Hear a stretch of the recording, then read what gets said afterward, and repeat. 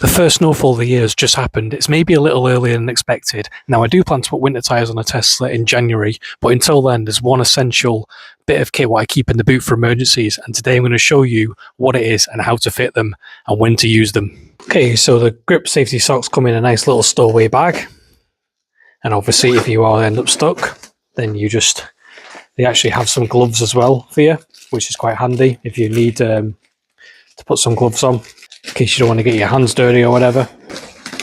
Obviously 2 socks for both driven wheels, and obviously the webbing goes on the inside of the wheel.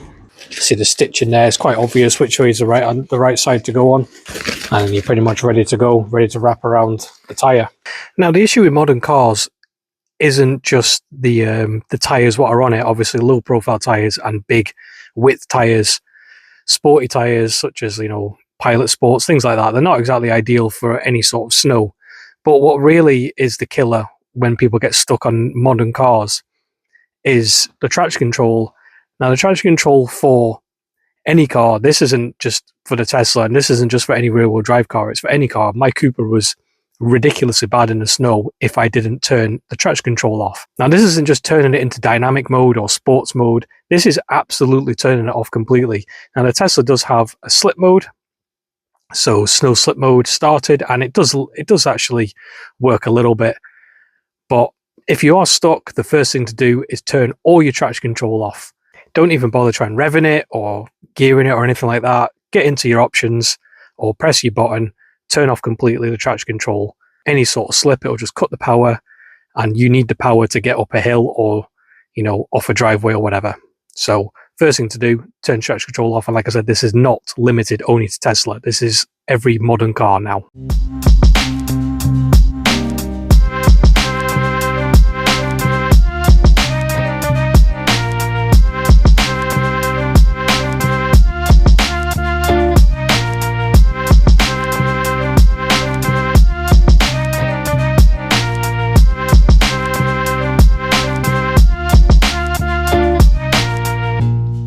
Now, you obviously couldn't see what I was doing properly when I was doing it on the Tesla. So I've got an old tyre here, what I used to have on my Mini.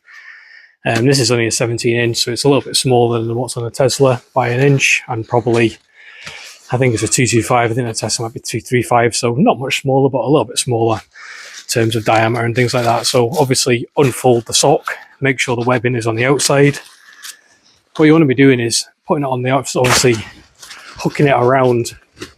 Take my big gloves off because it's not actually that cold inside the garage. Hook it around the top of the tyre first, so like that, and that's what the gloves are for, to stop you from getting absolutely clattered in wheel arch muck. But as you can see, it's not easy to do even on a tyre what's stationary and not on a car. So what I would say is, if you do get the snow socks, I would definitely practice getting them on, because it is really not the easiest thing to do. And if you're in a flap because you're stuck somewhere and there's a queue of traffic behind you, you're going to hold everyone up, and you're just going to get more flustered, and you're either going to give up or you're going to hurt yourself. So if you do get them, obviously if you don't have winter tyres, so that is obviously the front of it hooked, or the top of it hooked on, you would obviously rotate the car either backwards or forwards depending on which way you're stuck, and then you would simply put the rest of the sock on like that, and you've got a little flap here to pull it as well if you really need to. But obviously it's not on straight, and the idea about the snow sock is it does self-centralize when you do start driving, so it will, as it rotates around, it will kind of find its way there. But these are literally only for if you're stuck somewhere on ice. You don't drive any more than like 25-30 miles per hour in them. You certainly don't drive any distance in them. They are just to get you out of trouble if you are stuck and you don't have winter tyres. So I've had these for a good few years now. I used to have them with my BMW. I ended up getting stuck in a car park one time with BMW, and I thought, right, I'm not getting stuck again somewhere.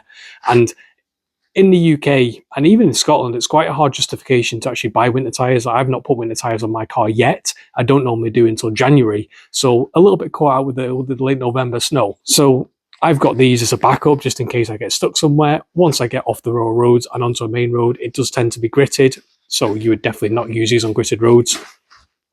So I hope you found this little review helpful, and I would have it as an emergency in the boot of the car. Doesn't matter what car it is. It could be a Golf, it could be a, I don't know, a Polo, Fiesta, Ford, whatever. It could be anything. Front wheel drive, rear wheel drive, all wheel drive. It could be anything. So it's just worth having, just as a backup, you know, a spade in the back of the car, bit of water, hot drink, a big coat, gloves, you know, just essential winter kit, high vis jacket as well, you know, just things what we forget about, what, you know, can be life saving in the right circumstances. And if you do end up getting stuck on the motorway overnight because it snows, you know, the M6 a few years ago had actually that, you know, people stuck overnight in their cars, you know, people coming out to rescue them. So, you know, definitely get your emergency kit in your car.